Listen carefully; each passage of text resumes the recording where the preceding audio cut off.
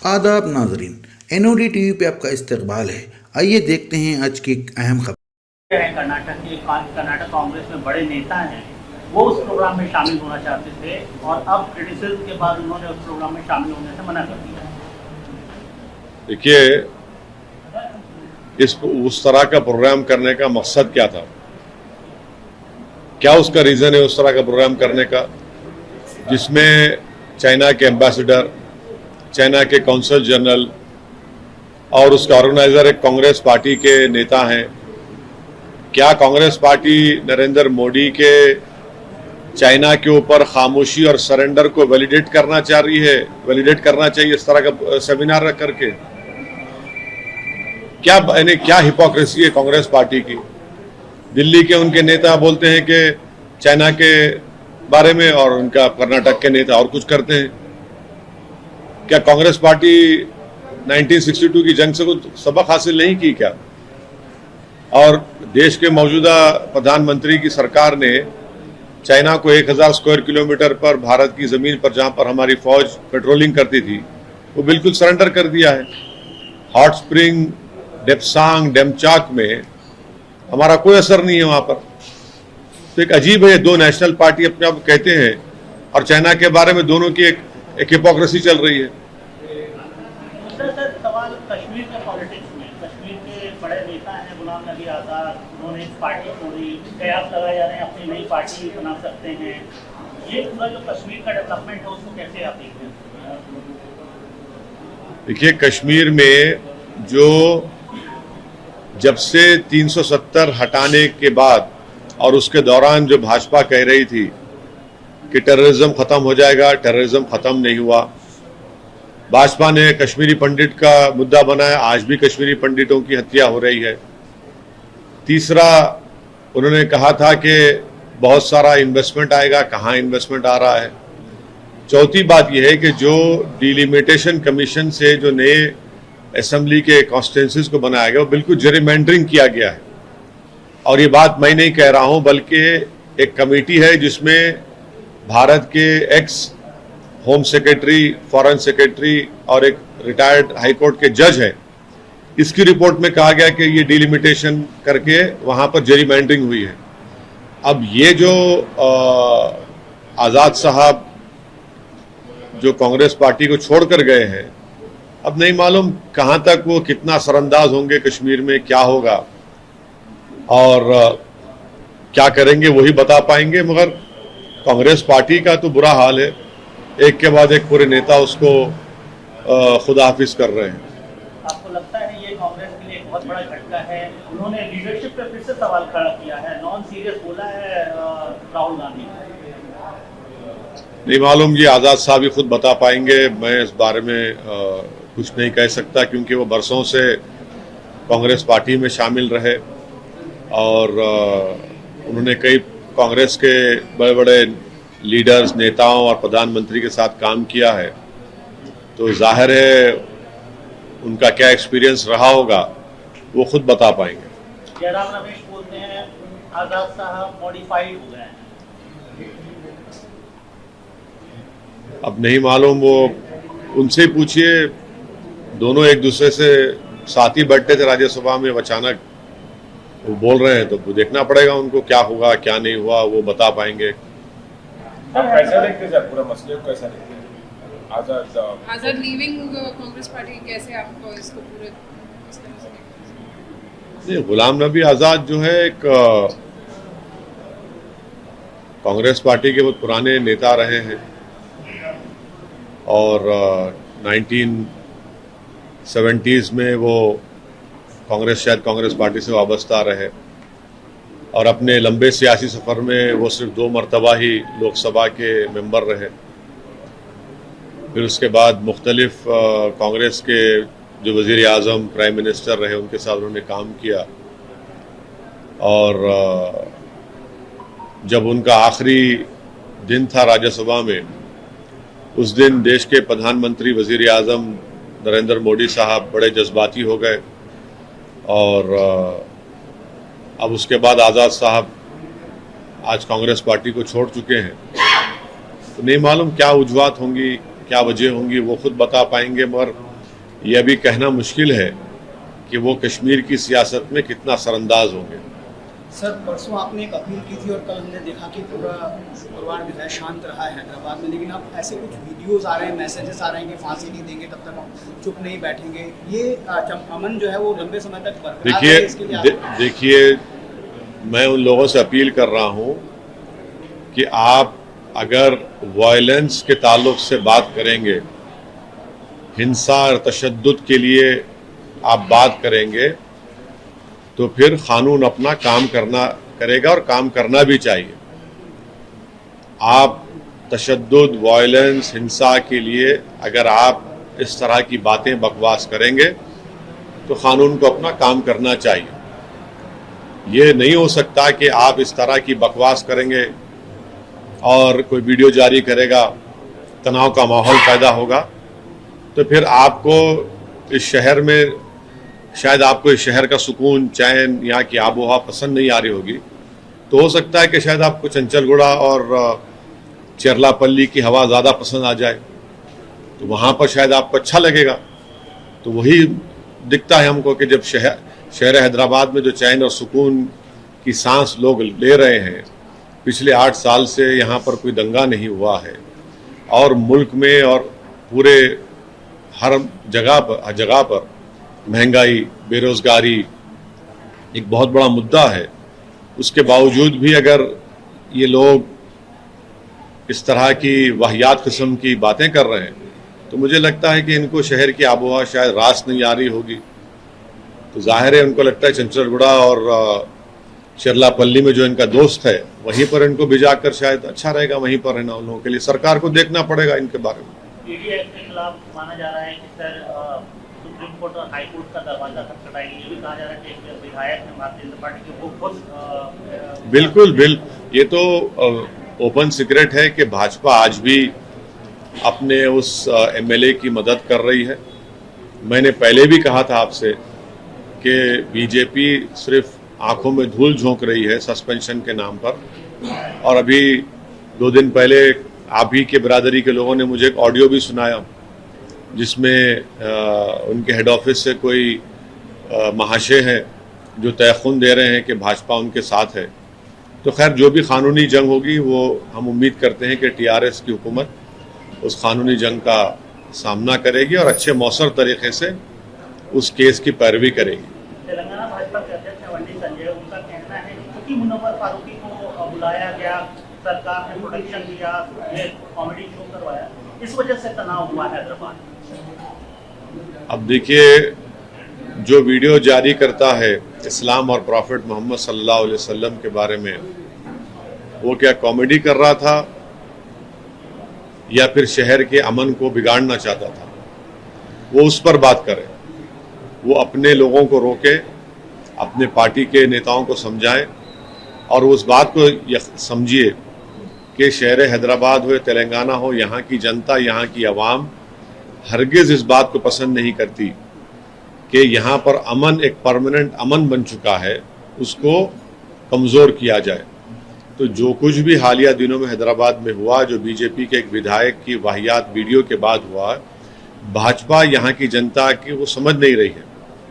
यहाँ की जनता सुकून और चैन और अमन से अपनी ज़िंदगी गुजारना चाहती है। यहाँ की जनता ये देख रही है कि ट्रैफिक का मसला है, जब बारिश होती है तो पानी जमा हो जाता है, स्टॉर्म वाटर ड्रेन का मसला है, यहाँ पर आरटीसी के बसेस की ज़रूरत है, रोड वाइडनिंग की ज़रूरत है, महंगाई का एक बहुत बड़ा मसला जो बीजेपी ने खड़ा कर दिया उससे गरीब पिट रहा है, बेरोज़गारी नौजवानों का मुकद्दर बीजेपी ने बना चुकी है। ये मुद्दे हैं, अगर उसका डाइवर्ट करके इस तरह करना चाह रहे हैं तो वो नाकाम साबित होंगे और वो पल्स को नहीं समझ रहे हैं अवाम की। लेकिन आप क्लियर जवाब नहीं दे रहे हैं कि मुनव्वर फारूकी को टीआरएस और केटीआर बुलाने से ये बवाल हुआ, अगर नहीं बुलाते तो सही रहता। इस बात को मानते हैं आप कि बुला करके जो पहले उसका ऐसा है ना, आपके सवाल में उस शख्स के लिए बड़ी मोहब्बत है जिसने वीडियो जारी करके पूरे हैदराबाद में है बिल्कुल है। नहीं, सुनिए मुनव्वर फारूकी ने जो कहा था, देखिए आप करते हैं सर, मुनव्वर फारूकी ने जो कहा था उसको कंडेम करते हैं सर। देखिए, आप एक एंकर का रोल बहुत अच्छा अदा कर सकते हैं। मैं आपके टीवी चैनल के जिम्मेदारों से अपील करूंगा कि वो जो मोहतरमा जो हमेशा हमारे इंटरव्यू लेने के लिए आप पीछे पड़े रहते हैं, आपकी जगह पे मोहतरमा आपको एंकर बना दिया जाए तो मुझे यकीन है कि आपके चैनल की टीआरपी में और थोड़ा बहुत इजाफा हो जाएगा। नहीं, जवाब दे रहा हूँ, आपकी जवाब दे रहा हूँ ना, आप ही का जवाब दे रहा हूँ, आप ही का जवाब दे रहा हूँ। और वो जवाब यही है कि आप लोग असल चीज को कवर कर रहे हैं। आप लोगों को बड़ा एक आर्टिस्टिक तरीके से आप लोग जो है भाजपा के विधायक की गलती को कवर करना चाहते हैं, जो नहीं कवर कर सक रहे। आप लोग एक्सपोज हो चुके। आप लोग जुमे के दिन कैमरा नहीं बल्कि तोप लेकर बैठे थे कि चलो अब मस्जिद से निकलते कि पकड़ेंगे विजुअल। बड़ी आपकी उम्मीदों पर पानी फिर गए। हैदराबाद की आवाम ने कहा कि नो बाय बाय, हम आपके एजेंडे को हम सेट करने नहीं देंगे।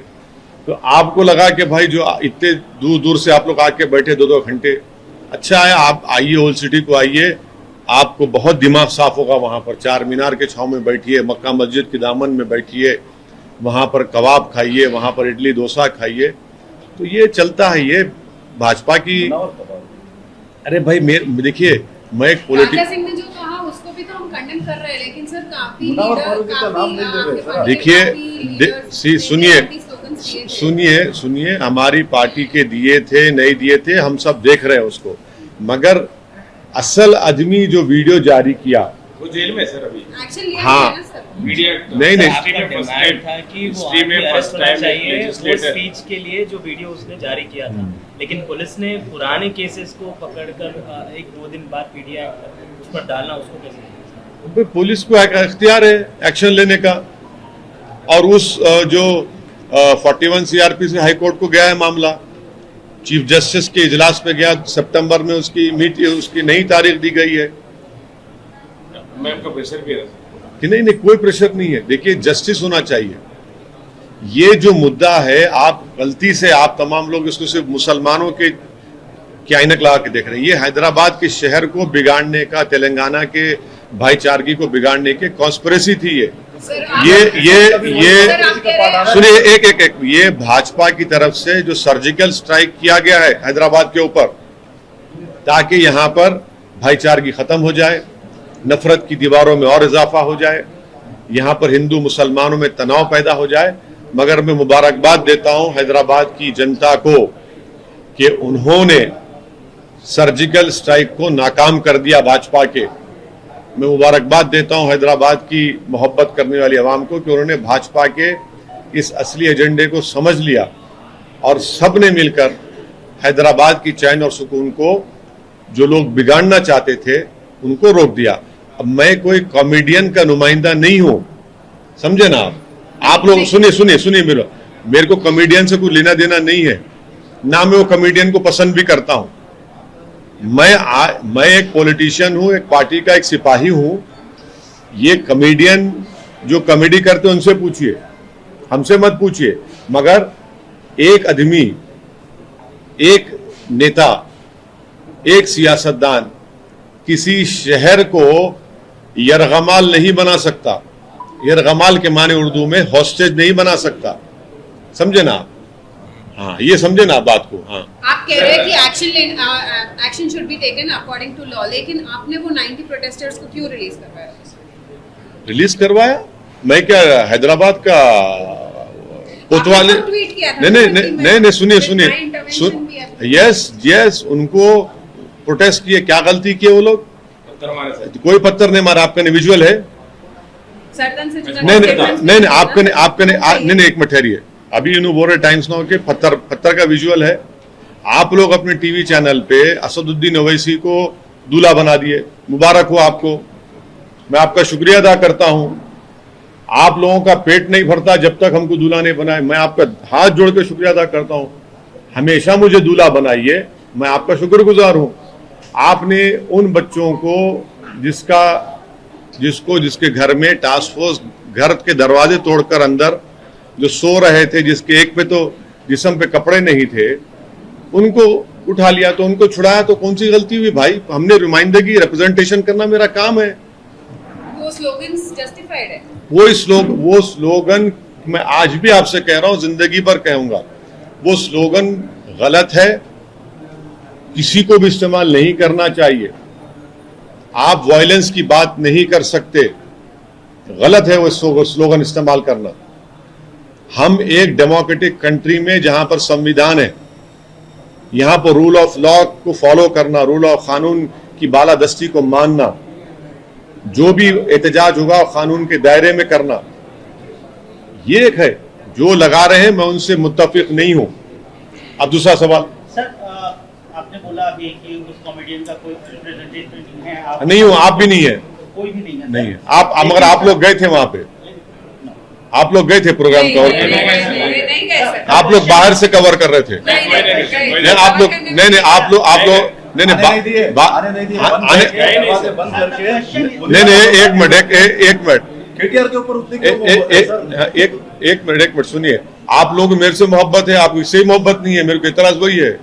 आप लोग सिर्फ मेरे से ही मोहब्बत करते हैं, ऐसा दिखता है कि जवानी में मोहब्बत ही नहीं की, सिर्फ हमसे ही कर रहे मोहब्बत आप लोग। सरकार की तरफ से सरकार के मंत्री मुनव्वर के शो के लिए ट्वीट करते हैं, ये पूरा जो वाकया हुआ, जो हिंसा हुई या वायलेंस हुआ, तनाव हुआ, उस पर न मुख्यमंत्री न मंत्री कोई एक शब्द नहीं बोलते, इसको कैसे देखते हैं आप? ये कहीं ना कहीं नहीं लगता है कि वो नहीं, आप बोल रहे हैं, अच्छी बात है।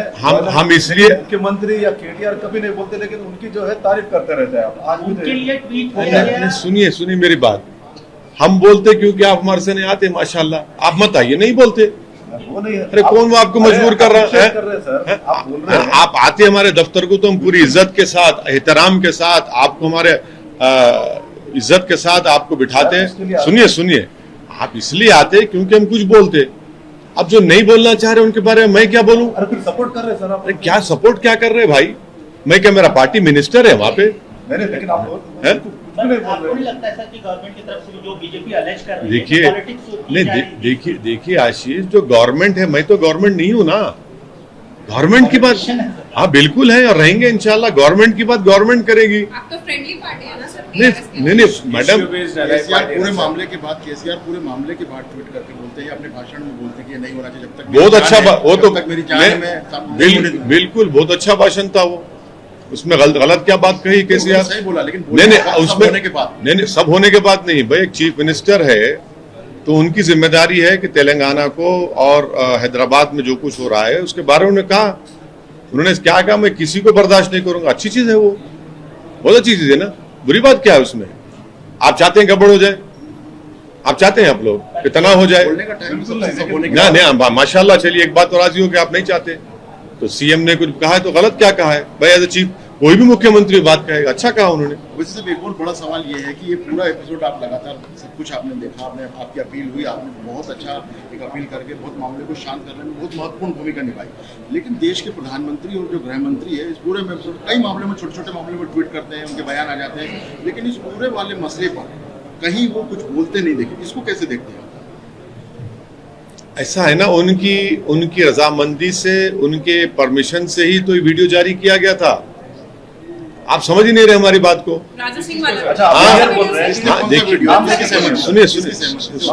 सुनिए देखिए, ये हम उसी दिन मैंने कहा था कि भाजपा की ऑफिशियल पॉलिसी है, आप रिवाइंड करके देख लो।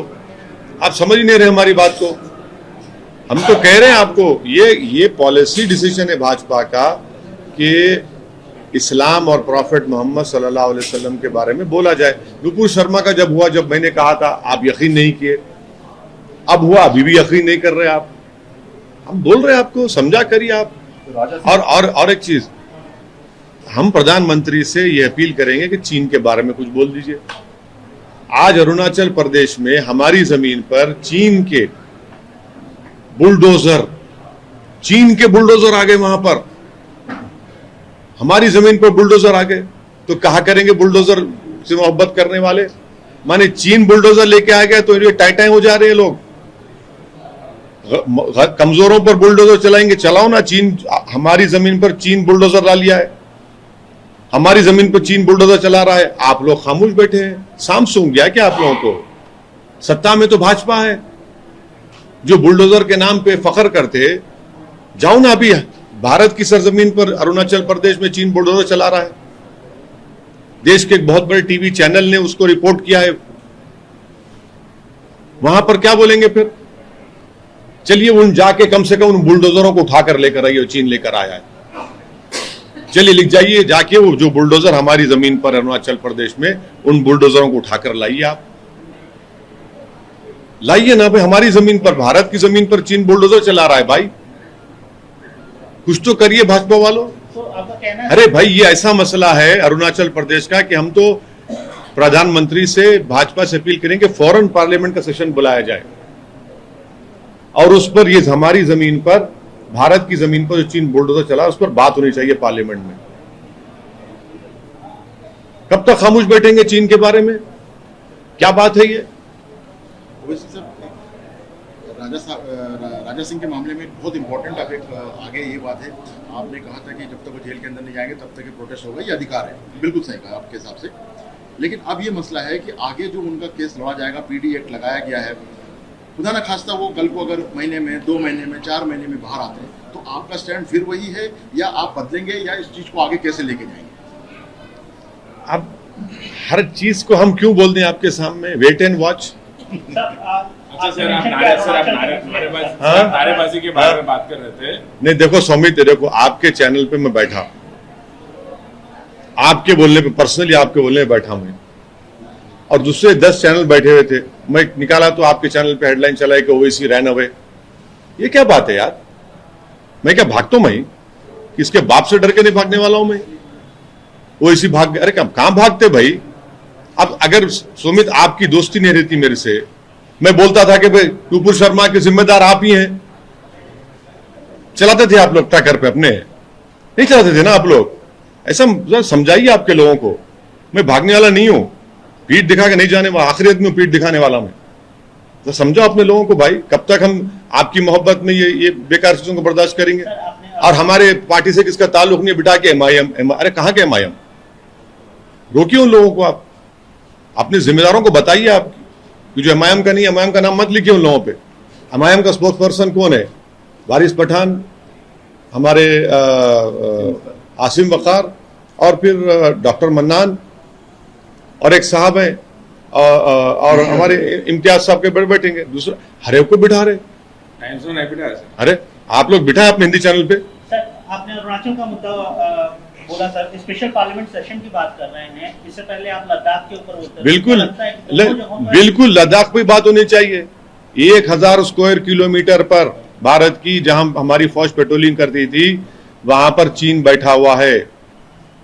एग्रीमेंट है कि इतने डिस्टेंस के करीब आकर एयर एक्सरसाइज नहीं करेगा, वो हमारे वहां पर आकर एयर एक्सरसाइज कर रहा है। मैं आपको बता रहा हूं, कभी भी जंग हो सकती है चीन से, आप समझ नहीं रहे हमारी बात को। आप कह रहे हैं कि चीन, ये सुनिए, आप किसी भी डिफेंस एक्सपर्ट से पूछ लीजिए क्या कर रहा है चीन वहां पर। ऑल वेदर रोड बना चुका है, हम ऑल वेदर रोड बनाए वहां पर, उसके एयरक्राफ्ट हमारी लाइन के करीब आ गए, जहां पर एग्रीमेंट है नहीं आना। आपने नहीं सुना फॉरेन मिनिस्टर ने क्या कहा? आप लोग सुनिए फॉरेन मिनिस्टर ने क्या कहा। 14-15 राउंड की बातचीत, क्या की बातचीत हो रही भाई बताइए भाजपा वालों? अगर चीन इस जमीन पे कब्जा करके 15 राउंड से क्या बातचीत हो रही बताइए हमको आप। आपको क्यों लगता है सर कि वॉर होगी या हम लोग वॉर की तरफ ना हो, खुदा ना खास्ता ना हो, मगर जो चीन हरकतें कर रहा है, क्या है माने? इंडिया भी तो तैयार ही है ना सर लड़ने के लिए। तैयार है। आप नहीं पढ़े जनरल कंडूरी साहब की रिपोर्ट 2015 में स्टैंडिंग कमेटी की, जिसमें कंडूरी साहब जो भाजपा के एक सीएम, उन्होंने कहा कि कितने दिन का हथियार हमारे पास है और उसमें कितने दिन का ऑब्सोलीट हथियार है। ट्रेड, और सुनिए, और ट्रेड इंबैलेंस कितना है चीन से हमारा? क्या उससे करंट अकाउंट डेफिसिट नहीं बढ़ रहा है? इस पर तो बात ही नहीं करते। आप लोगों को चाहिए कि प्रधानमंत्री से रिक्वेस्ट करके प्रेस कॉन्फ्रेंस करा के सवाल पूछिए आप लोग। सर आप नारेबाजी के बारे में बोल रहे थे, अभी आज और एक वीडियो आया in which Congress leader is openly threatening and calling to rip apart, but आज वायरल हो रहा है। कल की वीडियो है, जो पुराना नहीं है, कल का वीडियो। देखिए, कल का वीडियो है। जो भी तो सर आप एक मिनट सुनिए, जो भी इस तरह के वीडियोस बना रहा है, मैं गवर्नमेंट से और पुलिस कमिश्नर से ये डिमांड करता हूं कि उनके खिलाफ, कानून के खिलाफ एक्शन लिया जाए। उदयपुर में क्या हुआ, क्यों हुआ उदयपुर में, उस वक्त भी हम कंडेम करना चाहिए, आज भी हम कंडेम कर रहे हैं। सवाल ही पैदा नहीं होता इन चीजों को बर्दाश्त करने का, जो वीडियो बनाकर तशद्दुद की और हिंसा की बात कर रहे हैं। पुलिस का काम यह है कि कौन है वो लोग, आफ्टर ड्यू इंक्वायरी अगर वो सच है तो उनके ऊपर एक्शन लेना चाहिए। Thank you. Thank you.